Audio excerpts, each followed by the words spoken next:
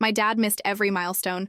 Now he wants to walk me down the aisle. I never imagined I'd feel this much tension walking into my own wedding, not because of the dress, the flowers, or the seating chart, but because of him, my dad, the man who missed every milestone, my first recital, my high school graduation, my college graduation, even my 21st birthday. He wasn't around for soccer games, science fairs, or the countless nights I cried over heartbreaks. And now, out of nowhere, he wanted to walk me down the aisle. I stared at his text for what felt like hours. I know I miss so much, but I want to be there for you on your big day. Let me walk you down the aisle. My fingers hovered over the keyboard, unsure if I could respond. Part of me wanted to say no, to protect myself from disappointment, from the risk of another empty promise. But another part, a smaller, stubborn part, wanted to believe him. When he arrived that morning, I barely recognized the man standing in the hotel lobby. He looked nervous, almost fragile, wearing a rented suit that hung a little off his shoulders. His eyes were red, not from crying, at least I hope not, but from some combination of guilt, fear, and hope. He held a small box in his hands. "Good morning," he said softly. I know I don't deserve this, but I want to do it right. I wanted to laugh, to cry, to scream, all at once. Instead, I nodded. "Okay,"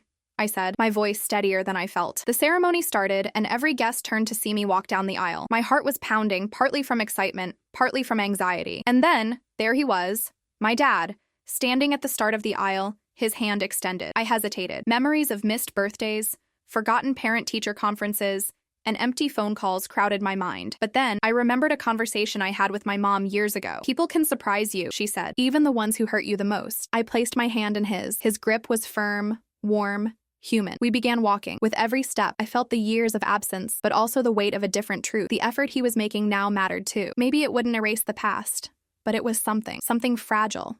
Something hopeful. Halfway down the aisle, he whispered, "I'm proud of you, kiddo. I'm so sorry I wasn't there before." Tears blurred my vision. I wanted to yell at him, to tell him all the ways he had failed me. But instead, I whispered back, "I forgive you. For today. Just today. That's enough." As we continued, I noticed the small details that made this moment painfully real. He was adjusting his tie nervously, wiping sweat from his brow, his hands trembling slightly as he guided me past guests who were murmuring in surprise. I could feel the weight of every missed milestone pressing down on him, but he was trying. I glanced at the little box he had been carrying. It was a locket with a picture of us when I was 6, holding hands in the park. He handed it to me before we reached the altar. "I want you to have this," he said. "I missed a lot, but this is mine to give now. Promise me you'll remember this day, not the others." I held the locket tight, realizing this was more than a symbol. It was an acknowledgement of every failure, every missed birthday, every time I had wondered if he cared at all. And in that acknowledgement, there was hope. Maybe he could start to make up for the past, even if just a little. The wedding was about to start, cameras flashing, music swelling, and there he stood, holding my hand, walking with me, not perfectly, not without fear, but with all the love he had somehow saved for this very moment. I took a deep breath, smiled through my tears,